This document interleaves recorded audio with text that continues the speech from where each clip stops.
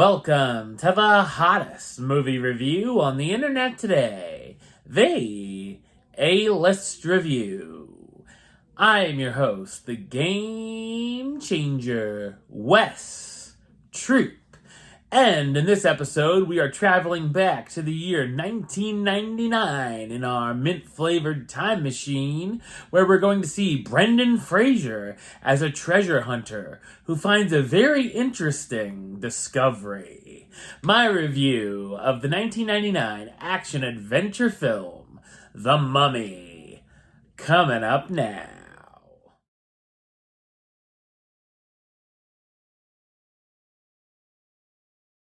In 1926, Egypt, American adventurer Rick O'Connell travels to the city of the dead, Hamunaptra, along with a librarian who speaks ancient Egyptian, Evelyn Karahan, and her older brother Jonathan. Once they reach the city, they accidentally awaken Imhotep, the mummy and accursed high priest with supernatural powers. So what did I think of The Mummy? I thought it's an entertaining and exciting action-adventure horror comedy. The film is a remake of the classic 1932 Universal Monster movie. It's directed by Stephen Sommers, best known for films such as The Adventures of Huck Finn, his version of The Jungle Book, Deep Rising, and he would go on to direct works like The Mummy Returns, of course, Van Helsing, and G.I. Joe: The Rise of Cobra. While the film blends a number of genres, I'd say it works better as an action film than it does as a horror film, as there's nothing really too scary other than a few eye-roll-inducing jump scares, and it lacks a bit of suspense. There are a few interesting deaths, though, which include flesh-eating scarab beetles. There are tons of CGI featured here, as it's a product of its time, and looked better back then, and now looks questionable at best. Thankfully, though, it's not as awful as the looks of the Scorpion King at the end of The Mummy Returns. Some of the visuals still look cool, though, such as the face in the sandstorm when Rick and company are on a plane. The film feels like a Diet Raiders of the Lost Ark, with a number of entertaining action sequences from a shootout on a ship, the zombified Egyptians chasing the crew, and a final face-off against the gang of mummies.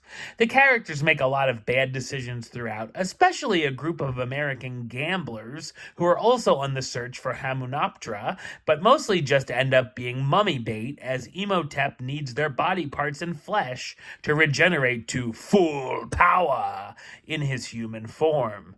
Evelyn makes the biggest mistake of all, though, by reading from the Book of the Dead, and this isn't even an Evil Dead movie. It, of course, awakens the mummy, and he brings the 10 plagues back to Egypt, and now Rick and his friends try to figure out a way to defeat Imhotep.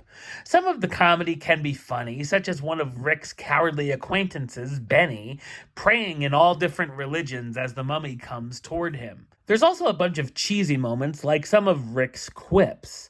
Thankfully, the film is self-aware and knows it's silly and over the top. The score by Jerry Goldsmith is a highlight as well, and really sets the scene in a fine fashion. Brendan Fraser stars as Rick O'Connell, the American adventurer who found Hamunaptra while in the French Foreign Legion and returns to the city. Rachel Weisz as Evelyn Karahan, the librarian and aspiring Egyptologist.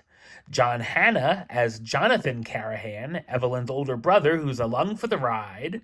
Arnold Vosloo as Imhotep, the former high priest who was mummified and buried alive and has now been resurrected.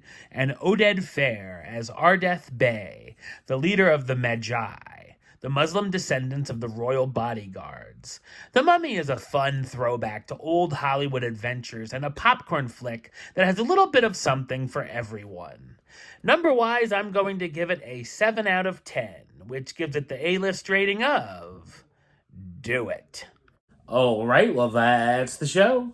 I'll be back with another review very soon. But until then, don't forget to like, comment, and subscribe right here on YouTube. YouTube.com/Westside515. Like the show on Facebook, Facebook.com/WestTroopAlist. And of course, you can follow me on the Instagram and Letterboxd at WesAlist. Until next time, Troop. Out.